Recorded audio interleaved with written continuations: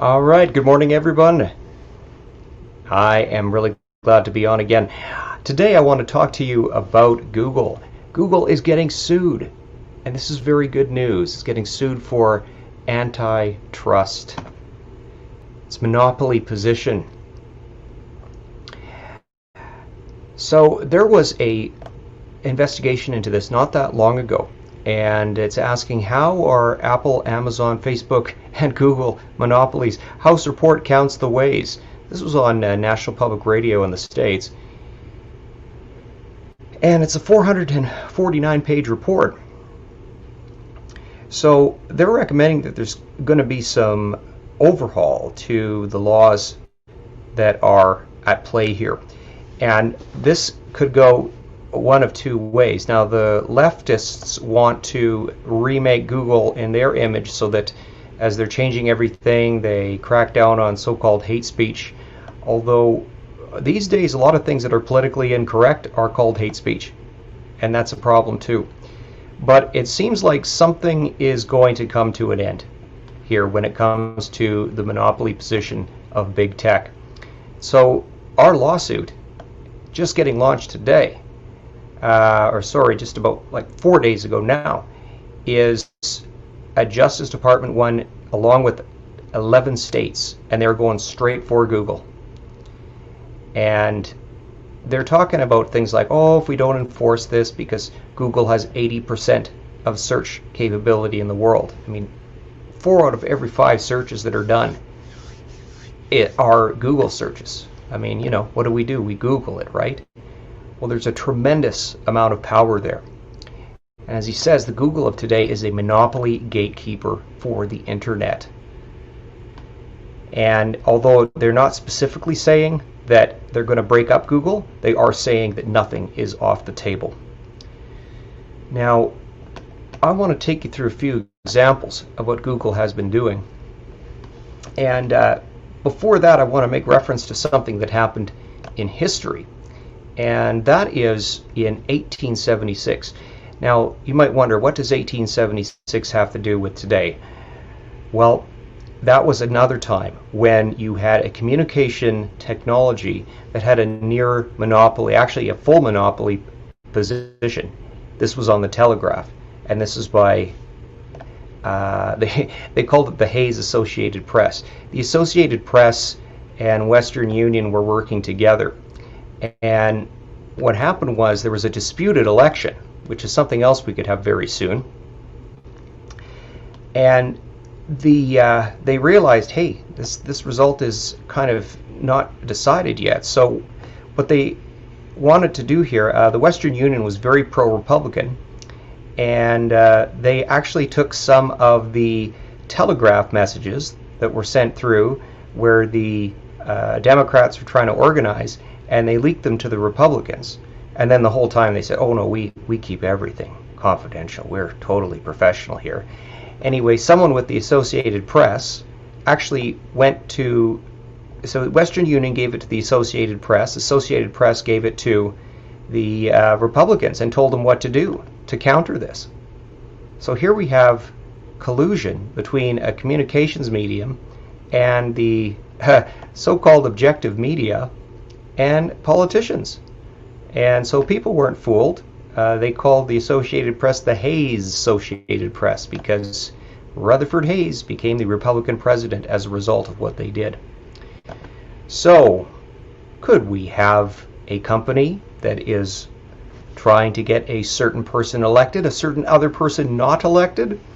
Yes. Now, I'm going to take you back to 2012 here, and on this list you'll see the top donors to the Obama campaign. Now it says these were not organizations themselves donating, but it came from the organization's PACs, their individual members, or employees or owners, the individual's immediate families. Okay.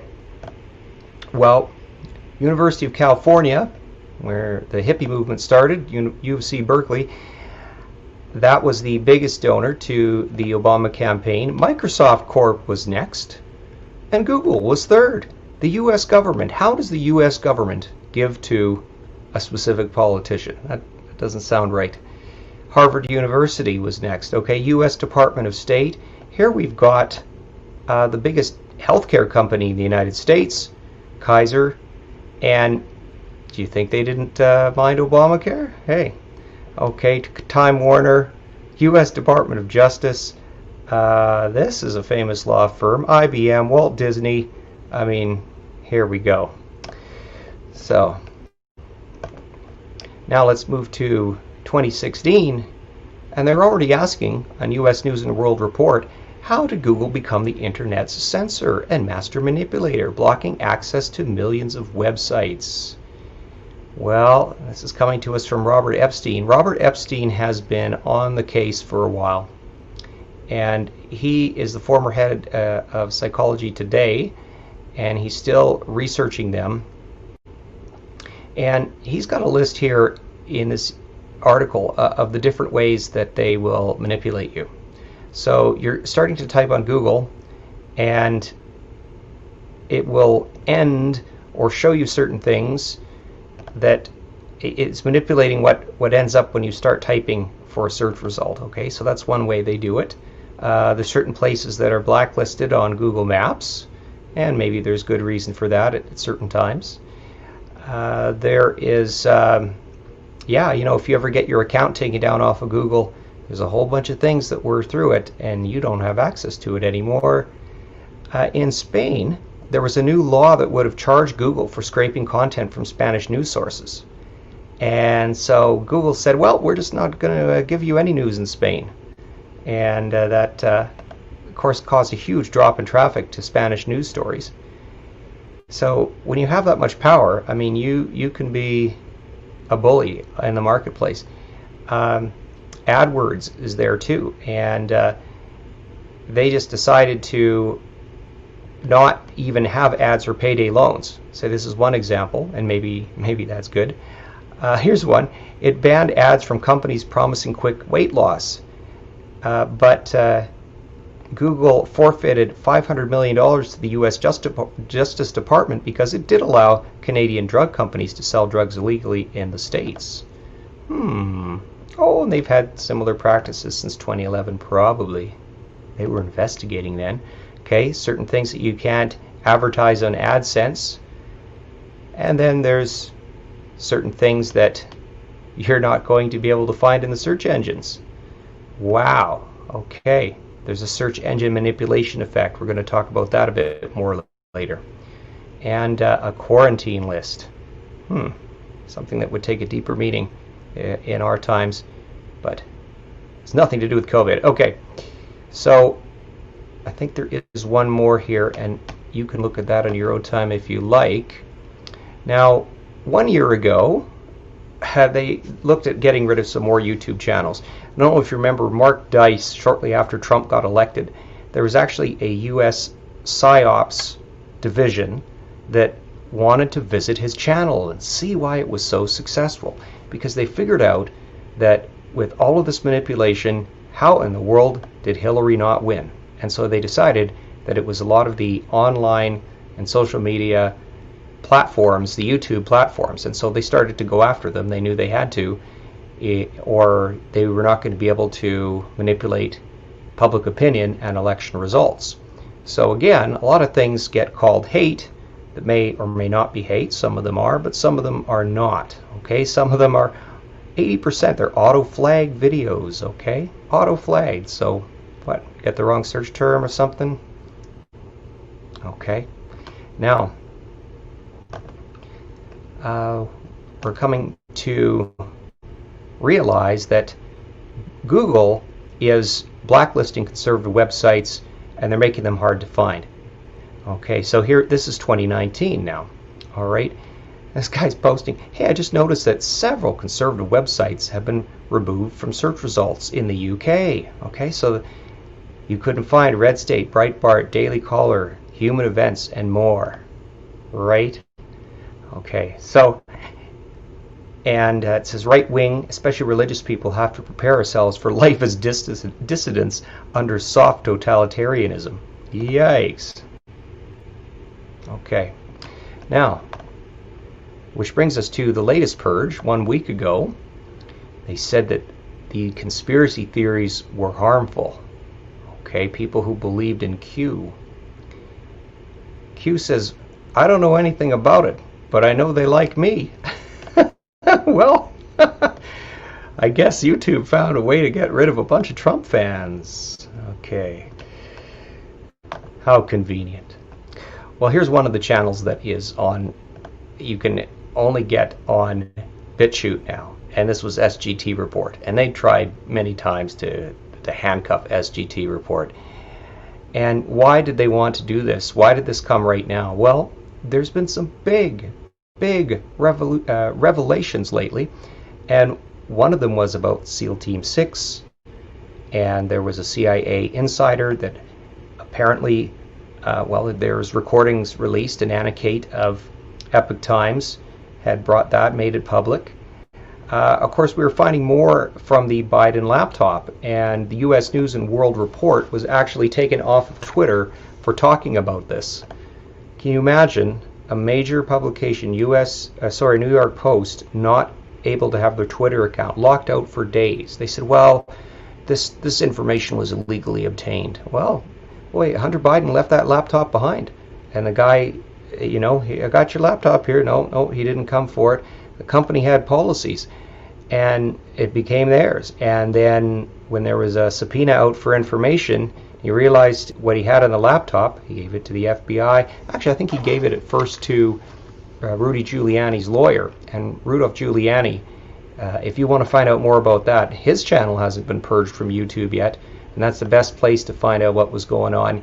Not the most recent one or the one before. The one before that I found to be very insightful, where he says, yeah, Hunter Biden was, there's pictures of him smoking crack, having sex, sometimes with the woman, sometimes by himself. He says, yeah, okay. Well, now, after this Biden stuff was coming out on all these channels, I mean, that is a game changer. And you might remember when Hillary Clinton was talking, in the 2016 debates, they said, could you say something nice about each other? And so Donald Trump said, Hillary's tough, she's a fighter, she doesn't give up, I admire that.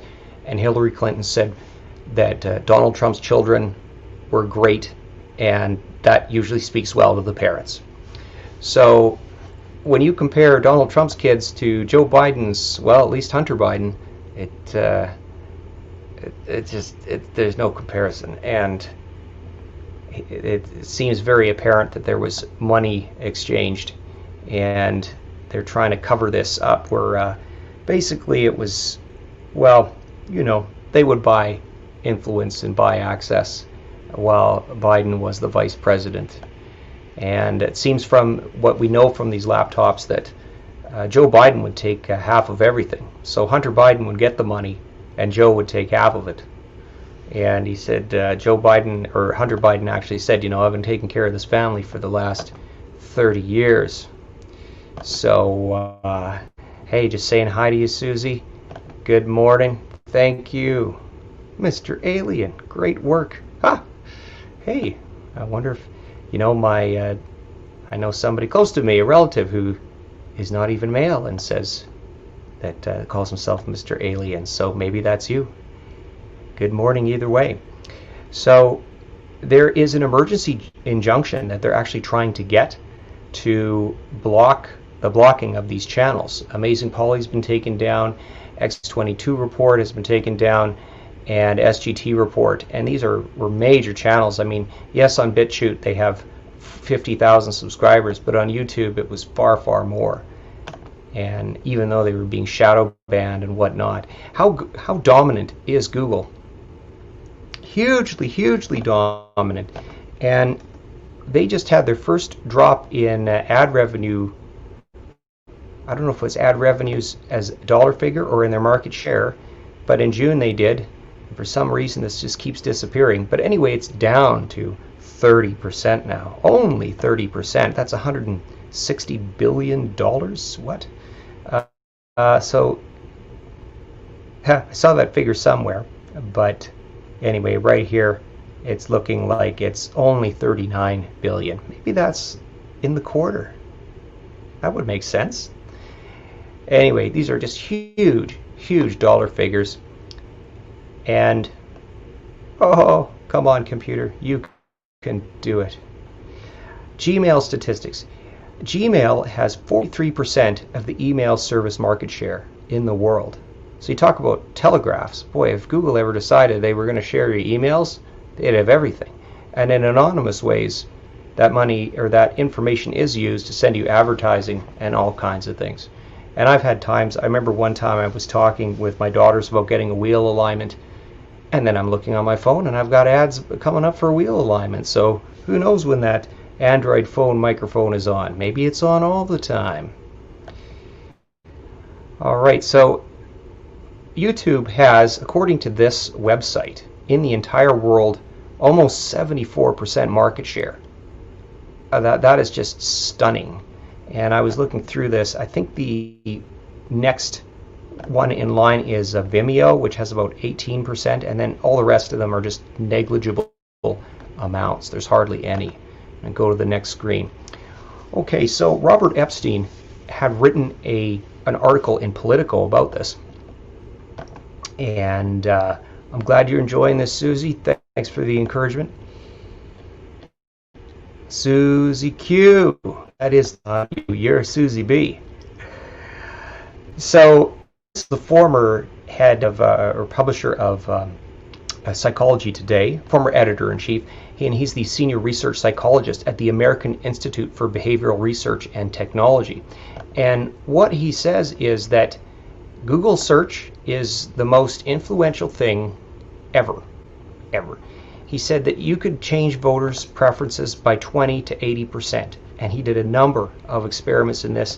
The entire study is available at the Academy of Sciences, and it's the search engine manipulation effect and its possible impact on the outcomes of elections. So he has a lot to say there. There is an article in Politico from August of 2015 on how Google could influence the election.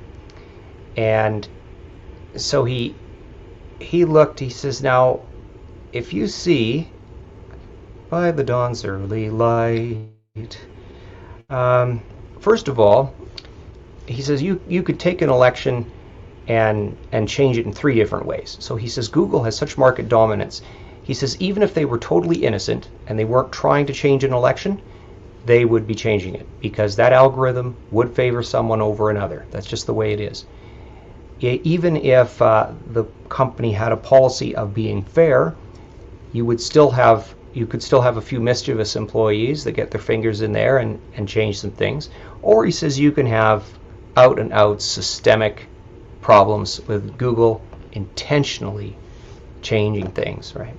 So that's a possibility as well. And hey, Susie follows Q. Q clearance is the highest clearance. Well, not the highest clearance, but it is a White House level clearance. And that is what is apparently suggested by the claim of Q. Now, in 2012, Google and its top executives donated more than $800,000 to Obama, but only $37,000 to Romney. That's pretty high, okay? That's a big difference. Now, when you look at what they can actually do, he said that you could change, for moderate Republicans, you could flip them 80% of them just a different way. And the way this works I guess we're kind of lazy. You know what? If Google comes up with something and you have the answers on top of the ones that you want, people will just click on it. They'll just look at it and, oh, well, if it's at the top, must be the right one. So the more you know that you're being manipulated, the more you are to believe it. How twisted is that? It says, in our national study in the U.S., 36% of people who were unaware of the rankings bias shifted toward the candidate we chose for them, but 45% of those who were aware of the bias also shifted. It's as if the bias were serving as a form of social proof. The search engine clearly prefers one candidate, so that candidate must be the best. Oh boy. Well, if Google knows it's that simple, they'll just put their favorites on top, right? If they have no integrity. We'll find out later to what extent they're really doing this.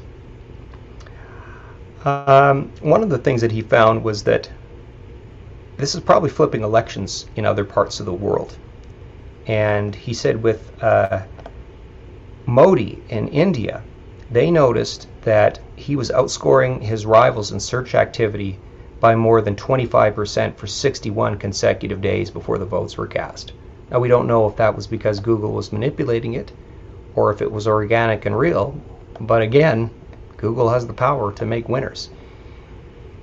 And they had a local election in India where it wasn't just a hypothetical thing, it was real, and they were able to make favorable results for any particular candidate by more than 20%, and for some demographic groups more than 60%, just by putting the search engines on top. You know, it reminds me of what Edward Bernays said, who was the father of modern public relations, in his book Propaganda. And he said that the methods and means of propaganda will grow ever more complicated, and even though the public will get smarter, the propagandists will be ahead of this. The screen is not coming up, and if it did, you would see Ted Cruz talking to this Robert Epstein. And I'm not sure, the last time I tried to play something with sound, it did not show up on this broadcast, so maybe I'll just forego it. But what happens is Ted Cruz talks to Epstein and says, who was the #1 donor to the Hillary Clinton campaign in 2016? And do you know? And then the guy says, well, I think I do, but I'll let you tell me. And he says, well, it was Alphabet, the parent company of Google. And what Epstein said was, in 2016, based on his research, Google changed anywhere from 2.6 billion to 10.4 million votes through 3 different means, and a search engine optimization one. Now, his testimony is also available at the Senate Judiciary website, and he had a lot of things in there. And boy, some of the things he didn't have time to talk about were very interesting. He says, I've studied and written about Google's massive surveillance operations, most of which people are completely unaware of, and Google's pervasive and unpredictable pattern of censorship. But time doesn't permit me to discuss my work in these areas. 9 different blacklists Google maintains to suppress information worldwide, and it also blocks access to millions of websites. Okay. On January 31st, 2009, Google blocked access to virtually the entire internet for 40 minutes. I wonder what was going on then. Have we found that out by now? Okay. Now, some people are trying to say, and if you go on Wikipedia, you'll find that some people aren't buying it. And as say, so, somebody said, it's a poorly constructed conspiracy theory. Really? So everything that you don't want people to believe is just a conspiracy theory, hey? By the head of behavioral sciences, by the former editor-in-chief of Psychology Today. I'm sure he must be. You know, if the former head of Psychology Today is bonkers, we're in trouble. His paper wasn't peer-reviewed. Small sample size. Well, what, 4,500 people in an experiment? That's a pretty large sample size. Then a computer science professor said that it was just an expression of hypotheticals, and we know that this did not happen. That never happened. Really? Okay. So, Project Veritas, very recently, was looking at this, and they have done some fantastic work on this. And on many of they've done some on Twitter, they've done some on Google, and the ones that are coming up just lately is Google. And so they have people with secret cameras, and they just get them talking in restaurants or whatever, and off guard, these people are talking pretty freely about the ways that they censor, the way. So here, a Google ad manager says that Google's capable of censoring right-wing and Republicans. Okay.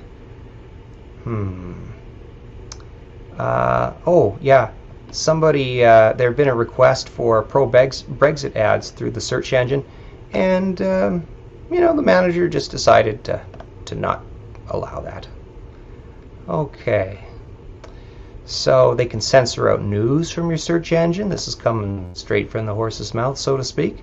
They can actually stop right-wing parties from advertising. Heck, the Federalists, they were shutting down, I don't know how that worked itself out, but the Federalist publication, they were going to ban them from AdWords.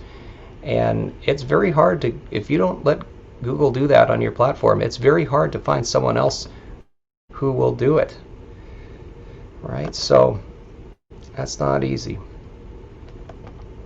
I'm trying to get your hand up, Susie.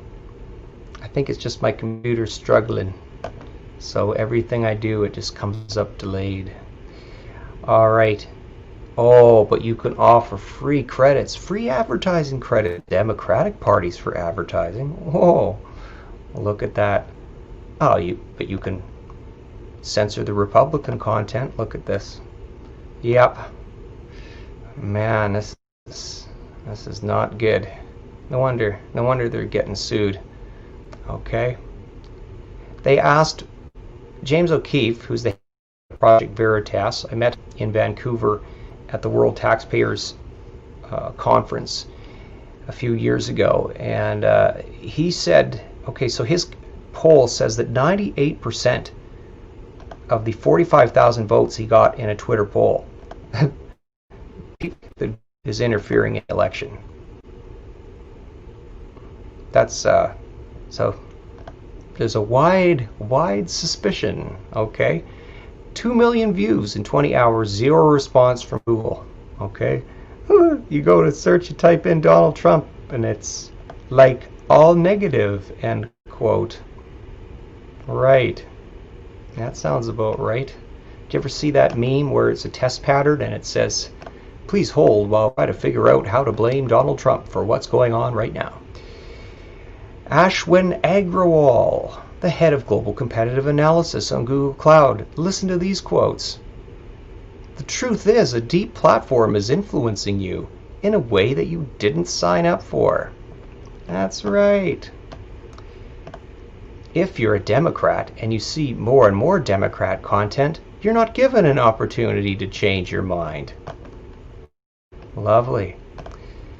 Biden creating 500 ads, one for each mission, but each of us only seeing the one that we care about. See, they know so much about you from your online footprint.